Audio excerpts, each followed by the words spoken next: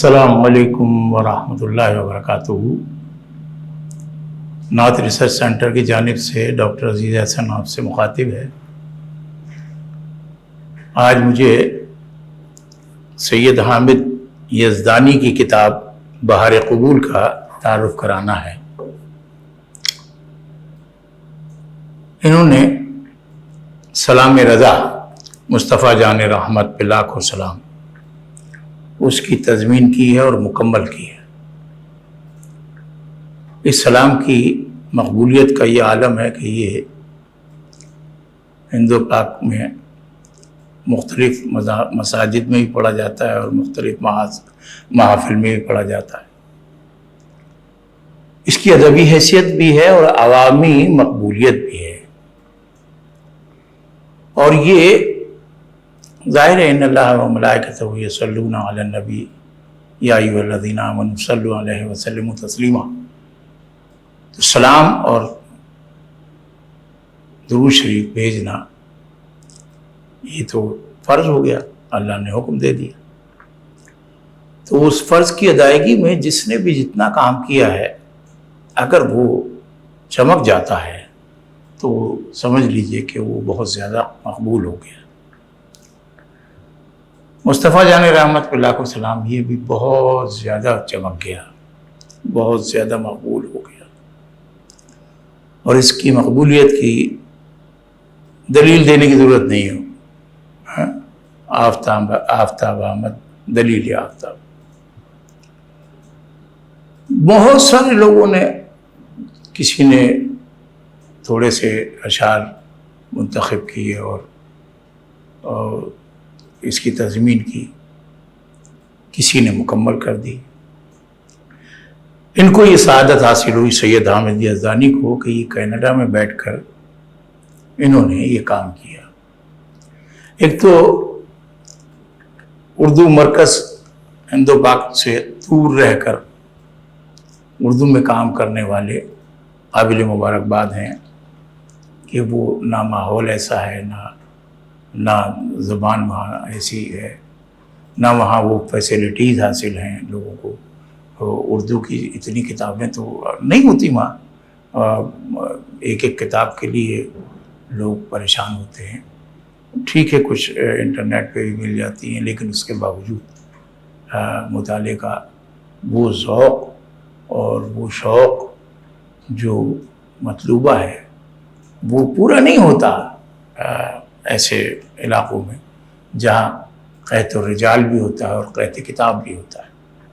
बहरहाल सैयद हामिद साहब जो हैं कनाडा में हैं और इन्होंने बहुत ही खूबसूरत तज़मीन की है।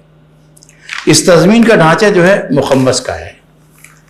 मुखम्मस 5 मिसरों की एक नज़्म होती है।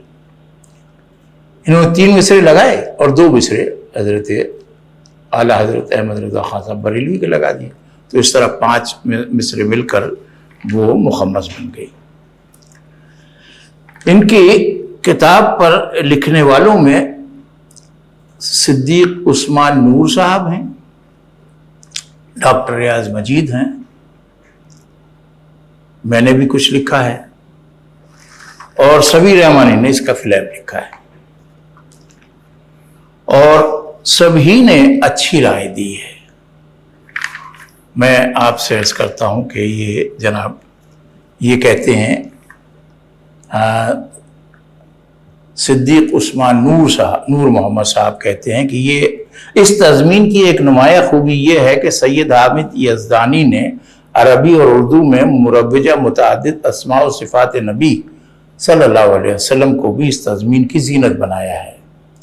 हुज़ूर सल्लल्लाहु अलैहि वसल्लम के 2201 अस्माए मुबारका को जो मस्जिद नबवी के सामने वाली दीवार के अंदरूनी हिस्से में खूबसूरत ख़त्म नक्श हैं, खूब जाने पहचाने हैं।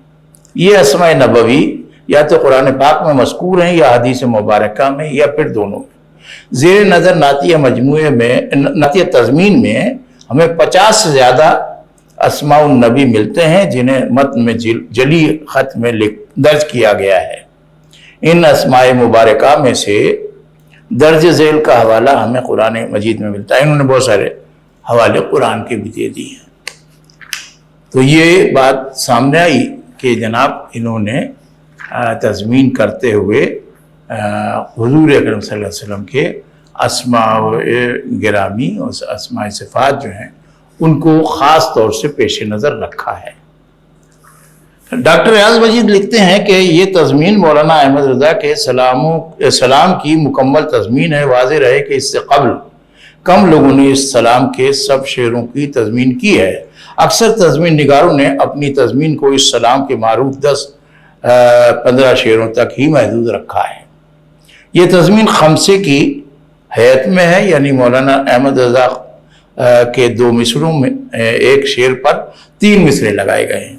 یوں پہلے 4 مصرے ہم قافیہ اور ردیف ہیں، اور ایک آخری مصرع مولانا احمد رضا کے سلام کے ہر شعر کو مصرع ثانی تضمین کی روایت کے مطابق اپنے اس شعر کو مکمل کرتا ہے.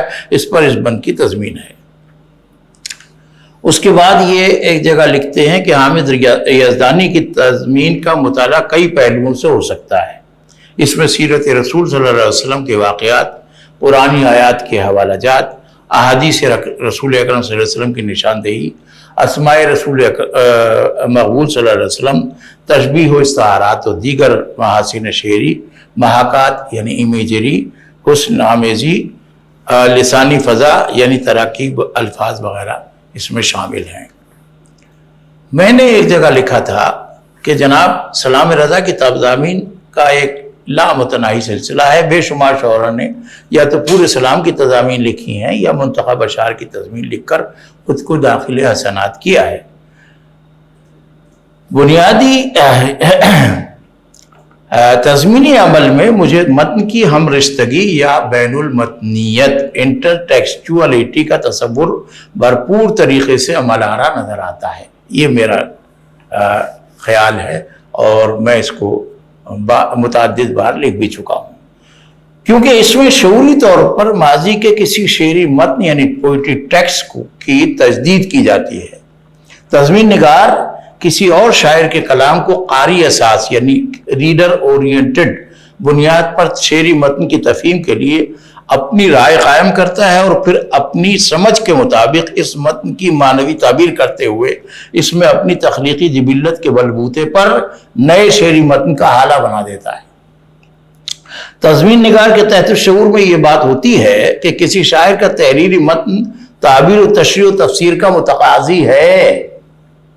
ایک جذبہ یہ بھی ہوتا ہے کہ کسی معروف شاعر کے کلام کے ساتھ اپنی تخلیقی پرواز اور فکری اڑان کا مظاہرہ کیا جائے. تقدیسی ادب میں کسی مقبول کلام سے پیوستہ شعر گوئی کے باعث داخل حسنات ہونے کا جذبہ بھی ہوتا ہے. سلام رضا چونکہ بہت مقبول ہے، اس لیے اس کی تضامین بھی لا انتہا ہو چکی ہیں. پیش نظر تضمین سلسلہ تضامین میں ایک اضافہ ہے. یہ میری رائے تھی جناب. اور میں نے ایک جگہ اور بھی عرض کیا تھا کہ انہوں نے ایک کام یہ کیا ہے کہ سلام رضا میں جہاں ازواج مطہرات کا ذکر آیا ہے، اور تو ازواج مطہرات کے لیے انہوں نے اہل بیت مقدم کی ترکیب استعمال کی ہے. کیوں اہل بیت مقدم؟ اس لیے کہا ہے کہ حضور اکرم صلی اللہ علیہ وسلم کی ازواج مطہرات کو براہ راست اللہ تعالیٰ نے مخاطب کیا ہے، اور قرآن کریم میں جتنی بھی آیات آئی ہیں سورہ احزاب میں وہ ان کے ہی لیے ہیں، اہل بیت کے لیے ہیں. اور اس میں وہ آیت بھی ہے کہ اللہ تعالیٰ چاہتا ہے کہ تمہاری تطہیر کر دے. تو وہ تطہیر کی آیت جب نازل ہوتی ہے تو وہ ہوتی تو ہے، اپلائی تو ہوئی ہے اہل بیت مقدم پر یعنی ازواج مطہرات پر، لیکن حضور صلی اللہ علیہ وسلم نے حضرت بی بی فاطمہ، حضرت علی کرم اللہ وجہ الکریم، حضرت حسین، حضرت حسن رضی اللہ تعالیٰ عنہ کو ایک چادر میں لے کر اپنے اہل بیت میں شامل کرنے کی دعا فرمائی ہے. تو وہ دعا یا اہل بیت ہیں اور یہ قرآنی اہل بیت ہیں، اور ان کو کہتے ہیں اہل بیت مقدم. اب دیکھیے کیا بات کہتے ہیں. اہل بیت مقدم پر اکثر درود بھیجیے، ان پہ بہتر سے بہتر درود طاہران مقدس پہ اطہر درود، جلوگیان بیت الشرف پر درود، پردگیان عفت پہ لاکھوں سلام۔ اس بند میں شاعر نے امہات المومنین رضی اللہ تعالیٰ عنہ کو اہل بیت مقدم کہہ کر یہ ثابت کیا ہے کہ وہ اس لیے مقدم ہیں اہل بیت کہ ان کو قرآن کریم نے یہ تصدیق نامہ دیا ہے کہ یہ اہل بیت ہیں، اور اللہ تعالیٰ اب ان لوگوں کو جو ازواج مطہرات کے حوالے سے پس و پیش کرتے ہیں ان کو بھی ہدایت دے۔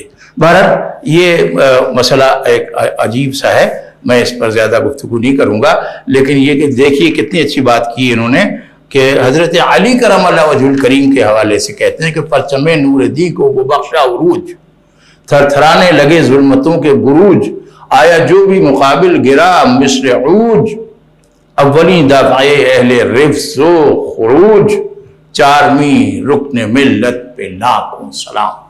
یہ حضور اکرم صلی اللہ علیہ وسلم کے چہیتے بھائی بھی ہیں، داماد بھی ہیں، اور جناب ابو تراب بھی ہیں، حضرت علی کرم اللہ وجہ، جس کی حیبت سے لرزاں جفا کے بروج، جس کا پیغام ہے خواہشوں کو نپوج،